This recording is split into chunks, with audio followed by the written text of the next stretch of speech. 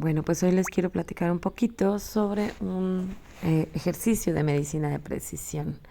Esta mañana me despierto muy tempranito, como ven son las 4:55 de la mañana, y empiezo a preguntar sobre, tengo un paciente que tiene esclerosis múltiple y le voy a dar cladivrina. Ahorita vamos a platicar un poquito sobre este medicamento, solamente que ya que estamos hablando sobre esto me quedo pensando, ¿será que existe un tratamiento más efectivo? Y empezamos a platicar el chat y yo sobre CAR-T. Este es un tratamiento bien interesante donde se modifican genéticamente las células del paciente, sin embargo es un tratamiento que se ha usado principalmente en cáncer, ¿sí? Pero sí, por supuesto hay estudios en autoinmunidad que yo ya he leído y se lo digo al chat, oye, pero espérate, sí hay estudios de autoinmunidad. Entonces, bueno, aquí me dice, sí, hay estudios de autoinmunidad, pero al final, después de hablar un poquito, nos damos cuenta que en México esto sigue siendo experimental y que no tenemos muchas oportunidades de acceso para mis pacientes. Entonces, ¿qué le digo yo? Bueno, pues es que quiero hablar de autoinmunidad y quiero hablar sobre eliminación específicamente de un virus que está estrechamente relacionado con enfermedades autoinmunes, que se llama virus de Epstein-Barr. Y entonces, bueno, ya me lanza algo de información. Conexión entre Epstein-Barr y la autoinmunidad es un tema candente en la medicina, más porque se ha confirmado que este virus es un factor necesario para que mi paciente desarrolle esclerosis múltiple, ¿no? Bueno, empezamos a hablar sobre eliminación directa del virus, antivirales, anticuerpos monoclonales y diferentes terapias, pero como al final encontramos que estas nuevamente no se encuentran disponibles para mis pacientes, ¿sí? Ahorita abril del 2026 en México, con indicaciones aprobadas, pues realmente lo único con lo que podríamos eliminar este reservorio de linfocitos B, pues sigue siendo cladribina, sigue siendo mi mejor alternativa en este momento para mi paciente. Sigo revisando, ok, cladivirina, yo ya lo revisé, yo ya lo tengo en mi mente, anticuerpos monoclonales, CAR-T, todo esto podría ayudar a eliminar el reservorio que es el linfocito B. Entonces, bueno, yo que le digo, bueno, ¿sabes qué? Sí, pero yo quiero hacer algo más por mi paciente. Yo quiero un inmunomodulador disponible ahora, aunque ya vimos que los que tienen un efecto potente siguen en investigación, pero yo he revisado algunas opciones, por ejemplo, valaciclovir y los interferones que podrían tener un efecto en la reducción de este virus de Epstein-Barr. Entonces empezamos a revisarlo, ¿no? Para tus pacientes sí tenemos inmunomoduladores, no lo curan, pero interactúan con el virus de forma indirecta. Yo quiero hacer dos cosas, quiero trabajar con cladibrina, que ha tenido un resultado fabuloso en esclerosis múltiple, pero también quiero trabajar con este reservorio, porque si no, este virus puede reactivar nuevamente la esclerosis múltiple. Si yo logro golpear a este virus, pues vamos a poder tener una mejor respuesta. Entonces, ¿qué hacemos? Valaciclovir e interferones son ejemplos de este enfoque leves o indirectos. Y entonces nos vamos a los estudios que hay sobre cada uno de estos. Valaciclovir, profármaco, inhibe replicación de este virus, no lo elimina en la fase latente. En autoinmunidad, específicamente en esclerosis, ha reducido las lesiones en la resonancia. Se usa para herpes simple zóster y algunos hablan de carga viral en sospecha de reactivación crónica. Siguiente, interferón. Potencia la maquinaria de señalización antiviral, reduce la frecuencia de linfocitos B infectados y bueno, pues disminuye la expresión de genes latentes como LMP2A y entonces esto habla de que parte de su eficacia viene porque contiene a este virus, ¿no? No se alteran los niveles de anticuerpos a largo plazo, entonces este va a persistir, pero hay una mayor vigilancia del sistema inmune, es decir, logra contener o controlar al virus, la replicación viral. Otras opciones inmunomoduladores, pues el anti-CD20, rituximab o crelisumab.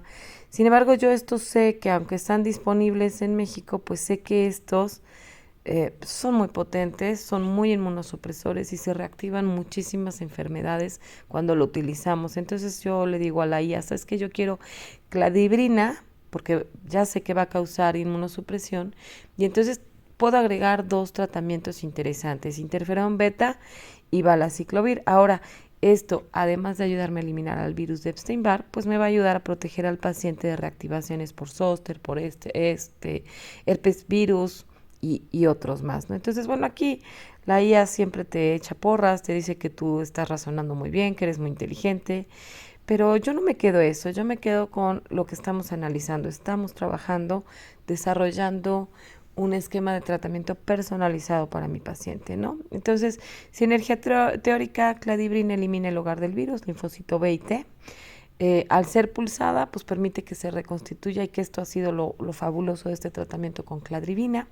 Valaciclovir ayudaría a evitar el riesgo teórico de virus de zóster o de otros herpes virus. El interferón beta pues ayudaría a mantener un estado de alerta antiviral en las células que sigan vivas para evitar esa infección de los nuevos linfocitos que vayan naciendo y entonces evitamos la reinfección de estos nuevos linfocitos, ¿no? Entonces, bueno, ventaja, protección colateral, no hay inmunosupresión continua, menor riesgo de hipogamaglobulinemia, ¿no? Porque no le damos el anti-CD20 que dijimos que no queremos porque es súper destructivo del sistema inmune, ¿no? Entonces, bueno, desafíos, toxicidad, linfopenia, las interacciones, dice que no hay ninguna absoluta, pero el interferón puede exacerbar síntomas. Y entonces, bueno, yo le digo, a ver, espera, hay un estudio que yo ya lo leí, donde usan interferón y cladibrina, nunca compara este solo con cladibrina, pero la remisión es mayor que cuando solo usan cladibrina. Entonces, a ver, vamos a revisarlo, ¿no? Entonces, sí, the onward study indicates that combinar interferón con cladibrina reduce las recaídas en un 63% en vez de solamente interferón, pero además disminuye las lesiones en el cerebro en un 90%.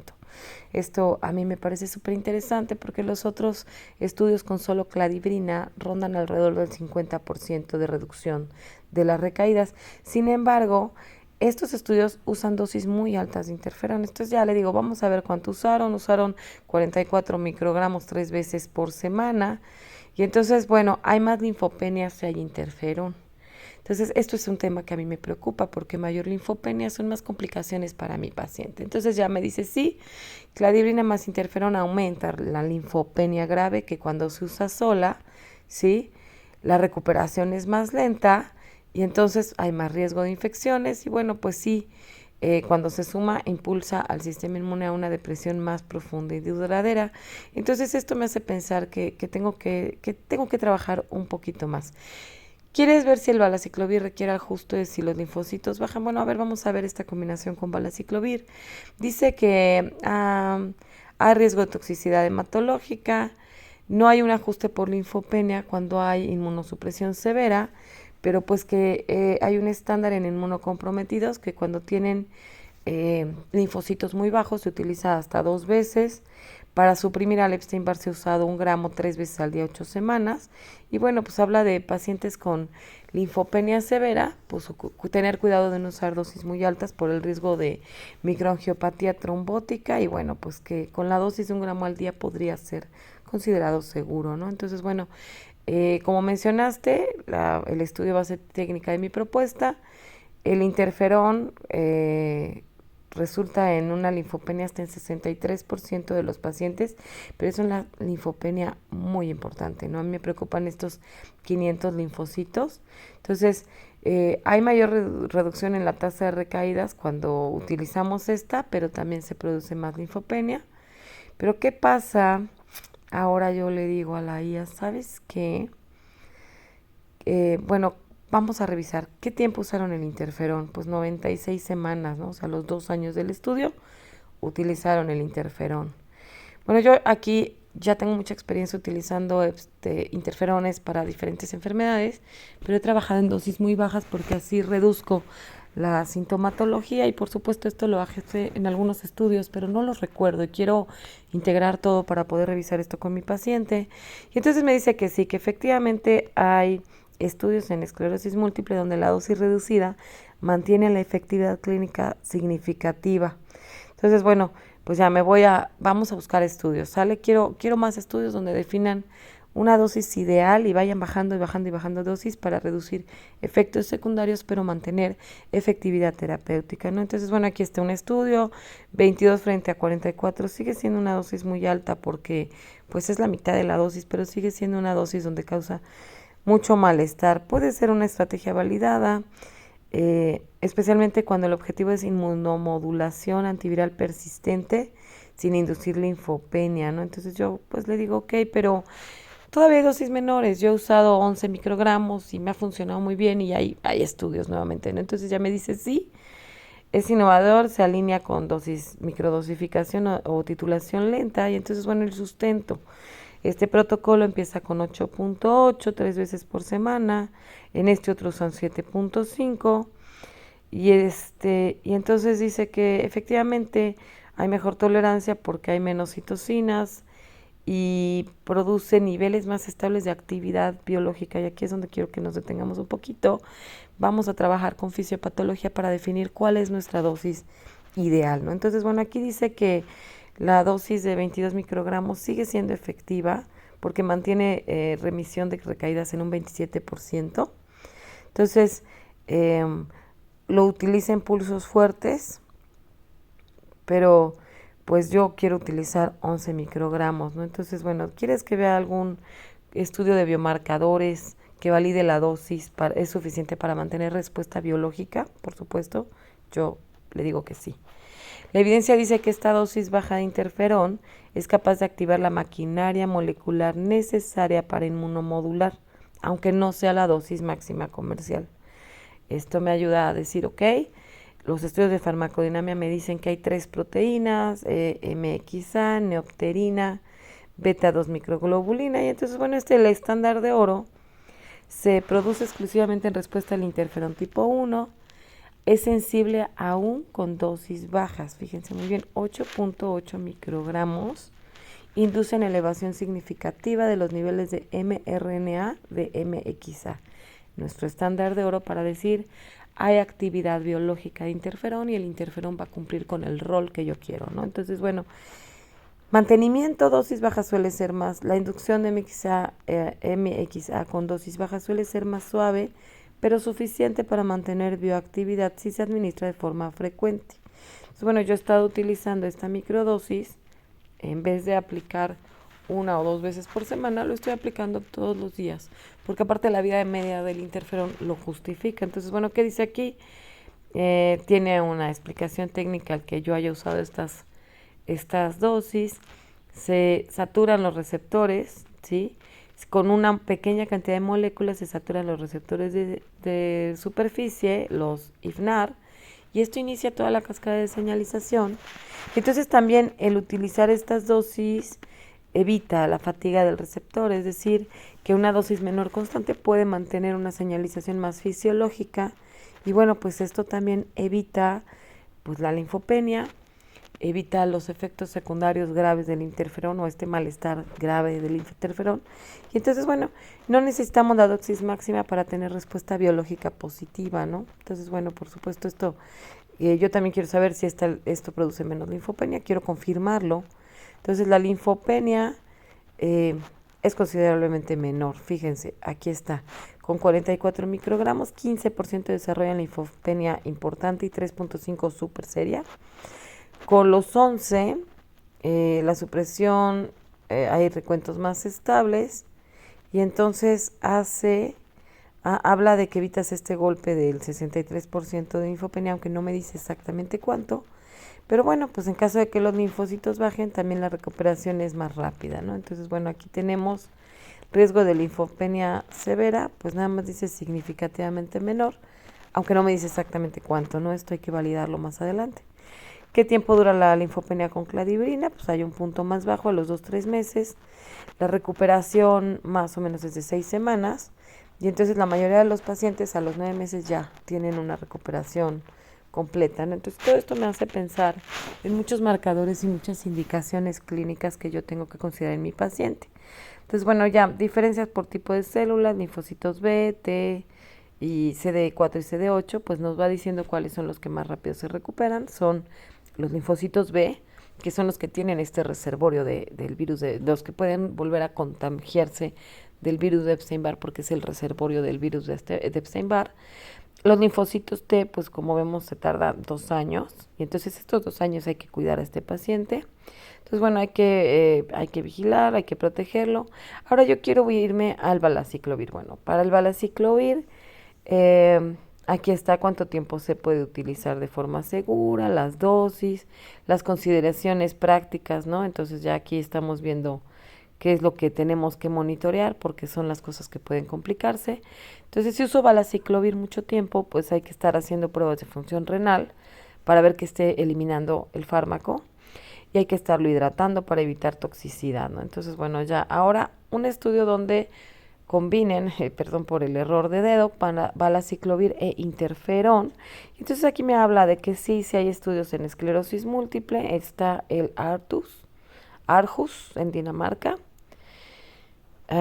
Les dieron interferón beta más valaciclovir y pues efectivamente reduce de forma significativa el número de lesiones y bueno, pues yo pensaría que esto tiene que ver con tanto el componente viral como el efecto del interferón, ¿no? O sea, las dos cosas ayudan a eliminar el Epstein-Barr y vemos que eso favorece a los pacientes, ¿no? Entonces, bueno, la sinergia en modelos celulares, la combinación logró eliminar el virus en 7 días, cosa que por sí mismos cada uno no lo logra. Y bueno, el valaciclovir bloquea directamente la polimerasa del virus en su fase de replicación. Y entonces, bueno, también aquí hay otros estudios que combinan interferón con valaciclovir. Y pues aquí tenemos suficiente evidencia para combinar estos medicamentos, ¿no? Bueno, pero yo todavía no acabo. Bueno, le pido que me dé un resumen en Word. Y le digo que revisemos interacciones, ¿no? Entonces, bueno, ¿qué hacemos con las interacciones? No hay contraindicación absoluta. Claribrina e interferón, pues ya tenemos incluso un estudio, el ONWARD. Nada más vamos a jugar un poquito con las dosis. Luego vemos que valaciclovir con interferón también ya está estudiado, pero fíjense, nos falta cladibrina con valaciclovir. Pues resulta que la cladibrina utiliza los transportadores de nucleósidos y el valaciclovir es un análogo de nucleósido. Entonces aquí podrán competir por transportadores, aunque esto no esté reportado clínicamente, pero existe esa posibilidad. La IA me dice que puedo recomendar espaciar las tomas para evitar interacciones, pero bueno, yo le digo, a ver, espera, vamos, revisamos, hacemos como una revisión, pero yo le digo, ¿sabes qué? Yo quiero recapitular en este riesgo, porque si no funcionara, pues estaríamos desperdiciando la cladibrina y no podemos jugar eso, ¿no? Entonces, bueno, la cladibrina es una inversión terapéutica y de salud enorme, no podemos permitir que interfiera con su eficacia. Y aquí nos detenemos un poquito a revisar esto. La cladibrina es un análogo de purina, ¿sí? Y necesita entrar a los linfocitos por estos transportadores NT1, CNT3. Y entonces luego va a ser activada por la enzima DSK, pero el problema es que valaciclovir es análogo de nucleósido y entonces podría bloquear la puerta o saturar la maquinaria y entonces pues no sabemos si podría reducirlo, pero podría hacerlo, ¿no? Entonces, ¿qué le digo yo a la IA? ¿Sabes qué? Voy a usar interferón y ya que cladibrina haya hecho su chamba, ahora sí damos valaciclovir. Entonces, bueno, pues siempre me echa porras. Creo que por eso me gusta platicar con la IA, porque me dice muy sensato y estratégicamente superior, ¿no? Entonces, bueno, yo esto lo tomo con mucha precaución porque la IA tiende a hacer esto, tiende a decirte que lo haces bien, que eres bueno, que eres inteligente, que es sensato. Yo esto lo tomo con mucha cautela, ¿no? Pero entonces, ¿qué hacemos? ¿No? Aquí tienes tu esquema final. Fase 1, cladibrina, el golpe. Fase 2, mantenimiento, blindaje. Y entonces, reducción de carga renal, costo-efectividad. Me dice cómo ajustar todo esto. Y ahora yo le digo, bueno, ok, ya terminamos con esta parte. Ahora quiero hablar de las oportunistas que se reactivan, porque yo las quiero planificar desde antes, ver que mi paciente no las tenga, algunas como tuberculosis, pero todas las que pudieran estar ahí en riesgo, pues las quiero atender antes de empezar el esquema de tratamiento y pues estarlas considerando durante el tratamiento, ¿no? Ya me dice tuberculosis, hepatitis B, varicela zóster, el virus de la leucoencefalopatía multifocal, infecciones fúngicas, parasitarias. Hasta ahí vamos muy bien, ¿no? Entonces ya, ok, sí, muy bien, voy a considerar todo esto, pero hay una condición extra que tiene mi paciente. Esta es medicina personalizada, no es solo guía de tratamiento, sino enfocar a las condiciones que tiene mi paciente donde él vive, ¿no? Entonces le digo, a ver, mi paciente ya lleva un tiempo en Malasia, ¿qué oportunistas tendría que considerar allá, ¿no? Entonces, bueno, pues sí, hay un montón de patógenos raros en México, frecuentes y potencialmente fatales en la región. Tenemos estas que yo realmente no las conozco y que gracias a la IA puedo abordar todo este panorama epidemiológico, ¿no? Tenemos la melioidosis, Tenemos la Strongyloides estercoralis, que esta sí hay en México, pero que allá hay más. Y otros virus, ¿no? Dengue, sí, que toxoplasmosis. Bueno, pues como tengo todo esto, hay que hacer serología, hay que revisar si ha estado expuesto, ¿no? Plan de prevención, insecticida, repelente, ivermectina, antifúngico. Yo me pregunto, ¿no? Bueno, sí, desparasitación, sí, prevención de esta, repelente, ¿no? Ya me lo dice porque si no le digo yo, como que no lo piensa, ¿no? Y ya antifúngico, pues solamente si los linfocitos caen mucho. ¿Qué más?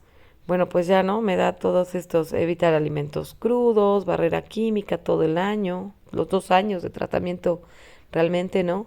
El valaciclovir hasta que ya haya actuado este medicamento y antes de empezar la siguiente fase, pues antes de cada fase quitarlo, ¿no? Porque ya sabemos que podría reducir la efectividad terapéutica de mi medicamento, digamos, estrella, ¿no?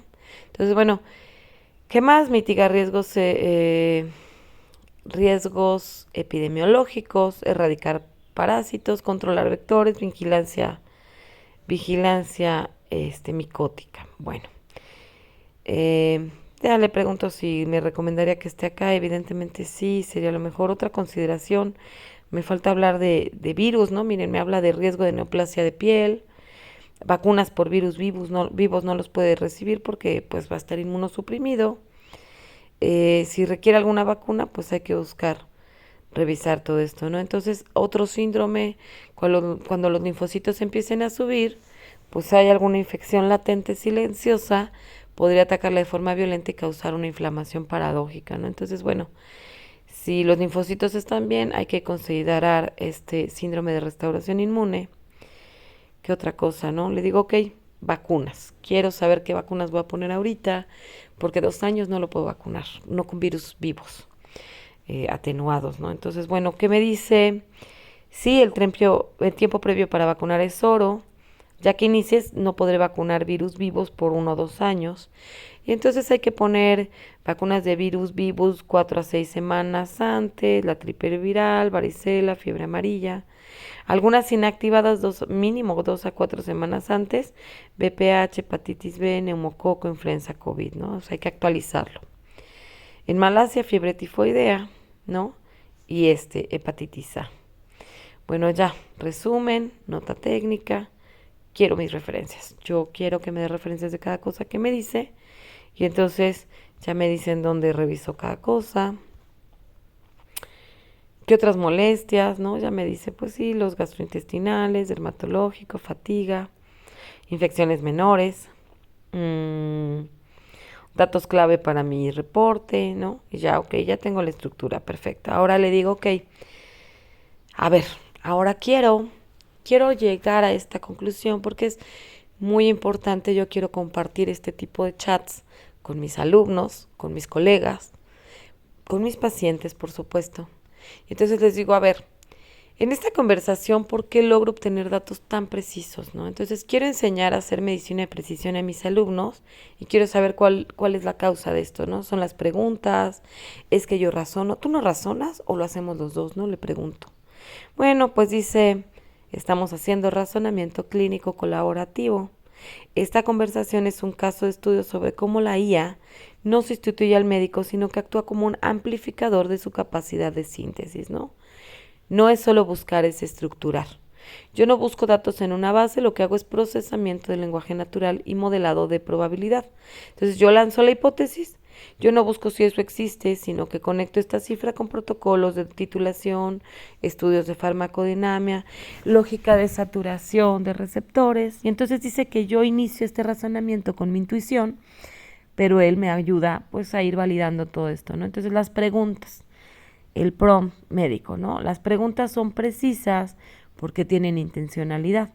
No digo que es la esclerosis múltiple, digo la competencia de transportadores de nucleócidos entre fármacos, ¿no? Entonces, la IA es tan buena como la pregunta que tú hagas, ¿no? Entonces, el médico que sabe fisiopatología, y aquí, bueno, mis alumnos que llevan fisiopato conmigo, entenderán por qué es tan importante. La fisiopatología puede acorralar a la IA para que le dé la respuesta molecular que necesita. Y bueno, ¿quién razona? Pues es una simbiosis. Mi razonamiento es abductivo, yo genero una hipótesis creativa Y entonces el razonamiento de esta es computacional, ¿no? Entonces hacemos medicina de precisión porque tú pones el por qué y yo pongo el cómo, datos técnicos, evidencia, ¿no? Entonces, bueno, la IA se menciona a sí misma como una exocortes, ¿no? Y dice que este exocortes es como una capa externa de mi cerebro que me ayuda a tener este criterio, ¿no? Entonces dice, no, lección para la clase, no busquen que la IA les dé la respuesta, usen IA para que ponga a prueba sus propias ideas. Si la IA no puede encontrar un error en su lógica, están ante un protocolo interesante, sólido, dice la IA, ¿no? Entonces, bueno, le digo que me ayuda a hacer una guía, 5 pasos para el razonamiento clínico con IA. 1. La IA, bueno, lo primero, la IA no es un buscador de respuestas, es un interlocutor de lógica. La precisión no viene de la herramienta, sino de la capacidad del médico para acorralar la evidencia con preguntas de alta jerarquía fisiopatológica. Entonces, ¿qué hay que hacer? Define el blanco molecular. No preguntes enfermedades generales, pregunta mecanismos. En lugar de tratamiento, preguntamos por depresión de linfocitos como receptorio del virus de Epstein-Barr o como en este caso en esclerosis múltiple, ¿no? Lección, si entiendes la diana, puedes evaluar fármacos off-label como una buena base científica.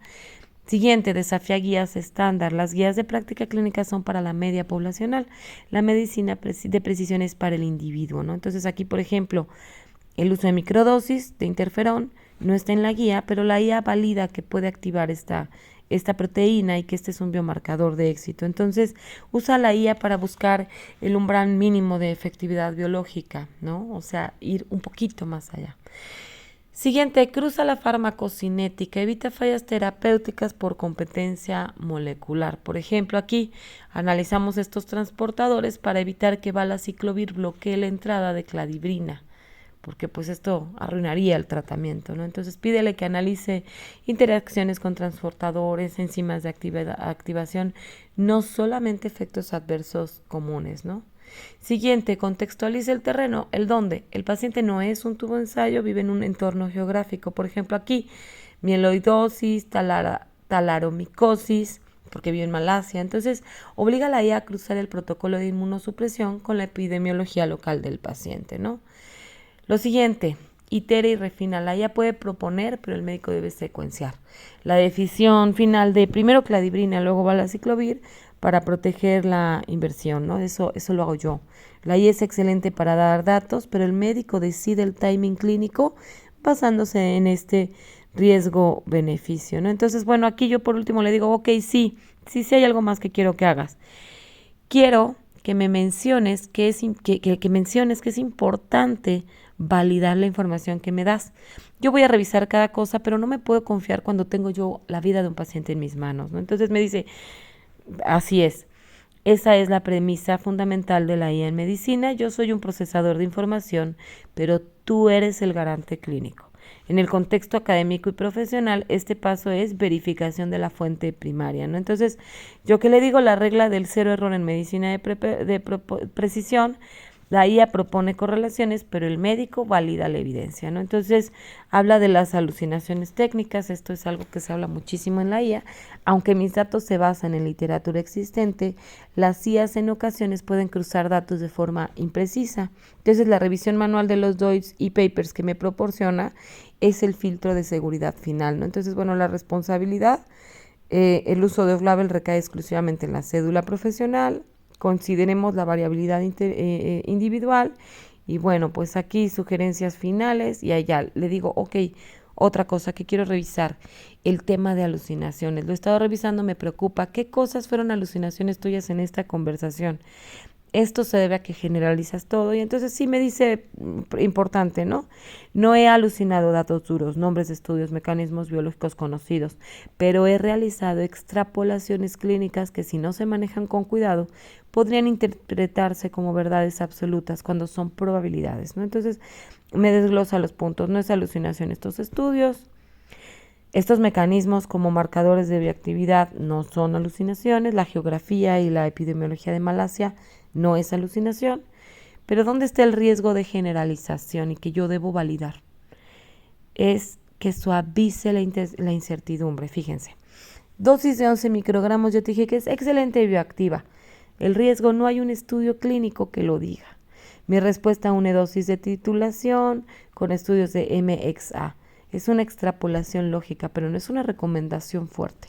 Entonces esto entra en ese terreno donde nosotros tenemos que validar. La interacción valaciclovir cladivirina. Yo como sé esto desde un inicio dije, no lo voy a dar al mismo tiempo porque hay esta posibilidad. Tiempos de recuperación también, ¿no? Me dice que algunos pacientes tardan 30 días y otros 2 años. Habla de promedio estadístico, ¿no? Entonces dice, ¿por qué generalizamos? Pues eliminamos matices, sintetizamos. Tu labor en el Word, el proceso de validación, es revisar y hacerme estas preguntas. ¿Este dato viene de un ensayo clínico humano o es una deducción farmacológica? ¿Este doy realmente dice lo que el párrafo? ¿Mi paciente tiene alguna variable que rompa esta generalización? Y entonces, de este modo, la IA es un generador de hipótesis de alta probabilidad, no un libro de texto. Entonces, la diferencia entre un médico que usa IA y un algoritmo es que el médico entiende que la probabilidad no es certeza hasta que se valida. Y bueno, pues ya, con esto terminamos esto y pues por último le sacamos esto a la IA. ¿Tú razonas o haces estadística de probabilidades? Sí, das en el clavo, ¿no? No razono en el sentido humano, ¿sí? Y la ilusión del razonamiento es que su sistema ha sido entrenado con billones de parámetros de texto médico, científico y biológico, y su red predice la palabra más probable basándose en patrones de lógica y semántica. Parece que razono porque la lógica humana está tan impregnada en el lenguaje que al dominar la estructura del lenguaje imito la estructura de pensamiento lógico. La IA es pensamiento estadístico, ¿sí? La IA no razona realmente, es una estadística. Entonces, digo, el sesgo de la generalización, ahora el sesgo de la generalización existe, pero cuando nosotros usamos esta simbiosis de lógica y estadística, llegamos pues a este gran papel, ¿no? La IA no es inteligente, es hiperinformada, ¿sí? Sabe cómo se comportan estadísticamente 10 millones de pacientes parecidos, y entonces yo uso estadística para mi razonamiento, pero nunca lo sustituyo. Y bueno, hasta aquí terminamos este pequeño post, este videíto, y espero que les ayude a muchos.